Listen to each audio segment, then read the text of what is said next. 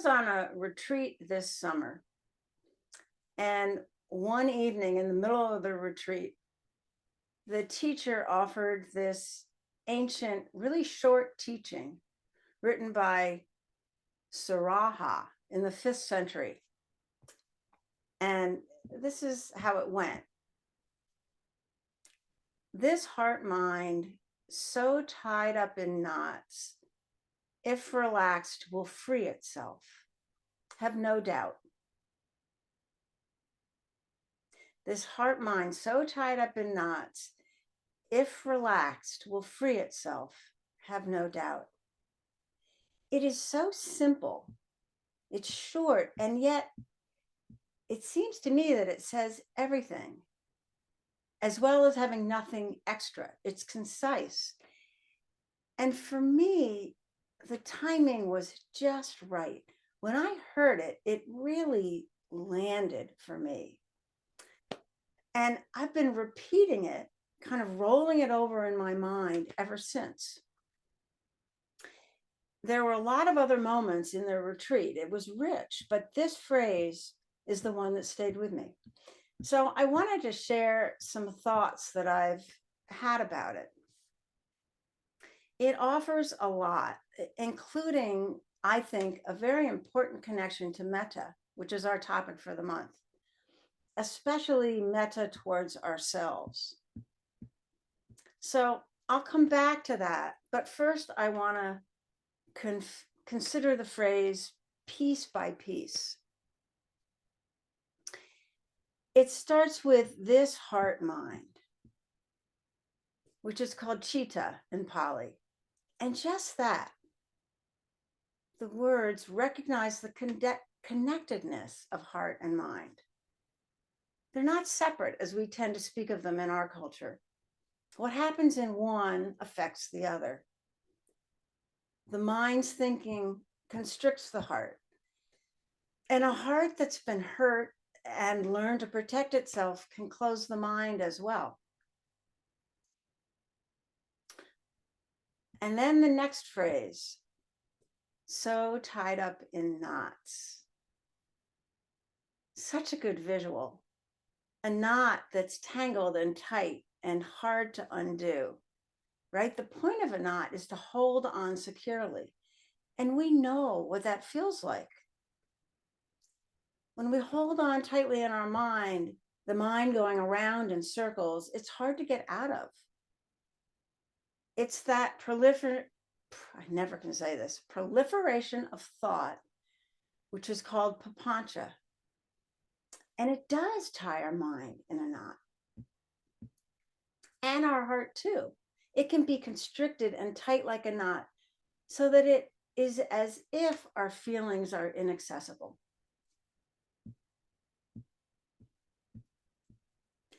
This heart mind, so tied in knots, when relaxed. So just imagine the knots in your heart mind loosening. There's a softening or a sense of ease. What does it feel like for you? Sometimes imagery helps for me. So maybe it helps to think of a hot summer day, sitting in an easy chair, looking at the view, listening to the birds. Maybe that can evoke the feeling of relaxed. And maybe you can feel that your heart mind has momentarily stepped away from the doing, from the efforting, and your body responds by softening, dropping the shoulders, and is at ease.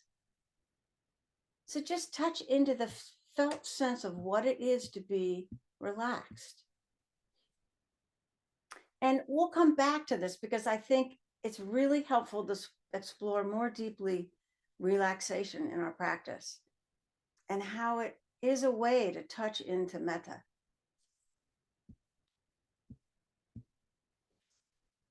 This heart mind, so tied in knots, when relaxed, will free itself. The heart mind knows how to be free. If we can let go a bit and get out of the way, sometimes just that hits me. our being knows. If we settle back, receive, and try just a little bit less hard, we can find glimmers of peace. And that peace isn't going to arise from overthinking. And finally, the powerful postscript. This heart mind, so tied in knots, when relaxed, will free itself. Have no doubt. So clear, so full of trust. It cuts right through those thoughts about, am I doing this right? Does this meditation process really work? These questions themselves keep us tied up in knots. I don't really totally ascribe to the Nike motto, but the directness is similar. Just do it. Don't doubt yourself or the process. Just keep on doing it. I remember when my husband quit his job to return to grad school when he was in his mid-40s. And it was a big decision. I've spoken about it here before. He wanted to do it, but was uncertain it was the right move because he didn't know where he would land and if he'd be able to create a new career for himself. And when he was in the midst of making this decision, I found a paperweight that said, what would you do if you knew you could not fail? This is kind of the same sentiment as have no doubt. So that's the whole teaching, that one phrase. And you can see how I've been turning it over in my head. There are so many facets to it. It's so rich.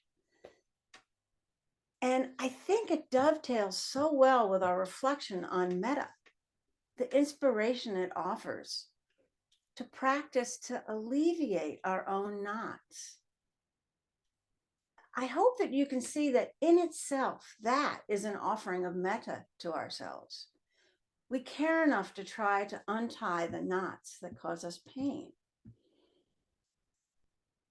And the focal point of the whole teaching really rests on this notion of relaxing.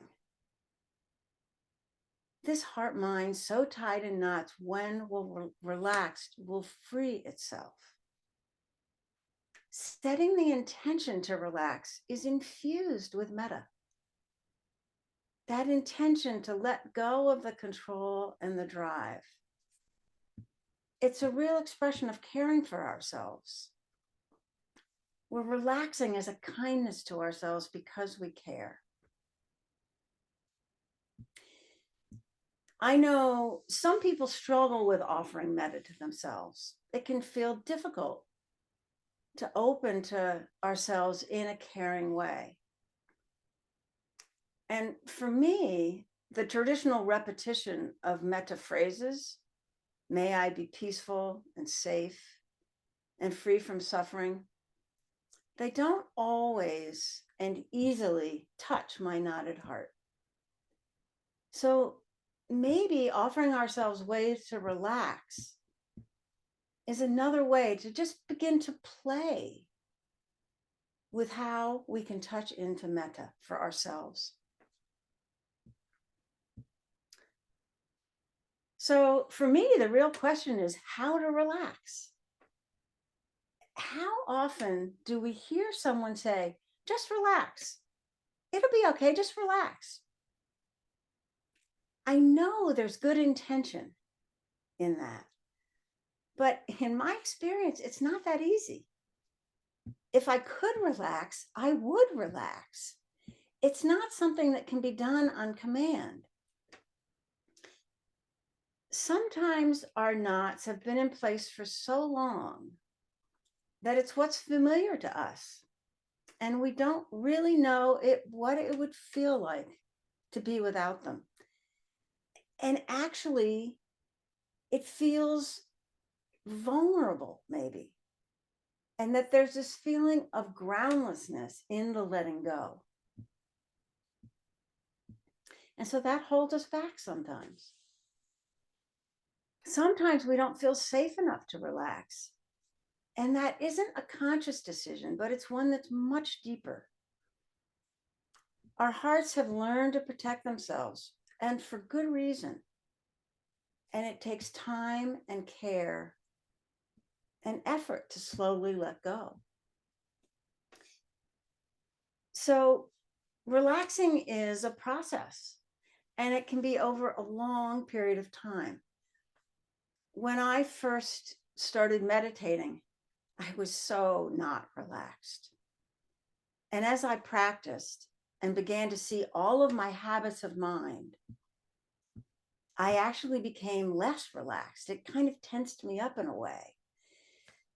And I remember so well sitting in retreats, and I would sometimes develop headaches from trying so hard to stay with my breath and to follow the instructions. And I'd have to like totally step back, maybe just go take a walk in order to return to some sort of calm.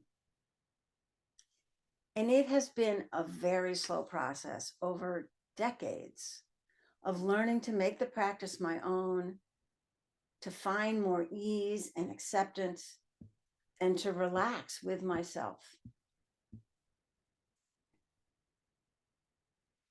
So sometimes relaxing is a letting go. A thought arises, and instead of following it, we let it go. We put it down, right? We begin to understand that following the thoughts is one of the ways that we tie ourselves in knots. So we try not to. And we practice this over and over again.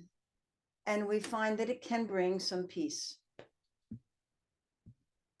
but not always. I don't know if you've had the experience, but sometimes the thoughts are so strongly there. And it's hard to let go of them. They keep coming back. Sometimes relaxing is a letting be. It's not a letting go, but it's an allowing.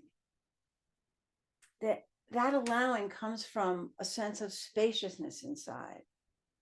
If there's enough space, we might find that our experiences, whether they're thoughts or feelings, they arise within this space, and we can notice them without engaging with them. And it's actually an interesting process and a practice, and it helps us relax because we're not chasing after the content. We can find a rest and a place in the midst of it that feels a bit like relaxing.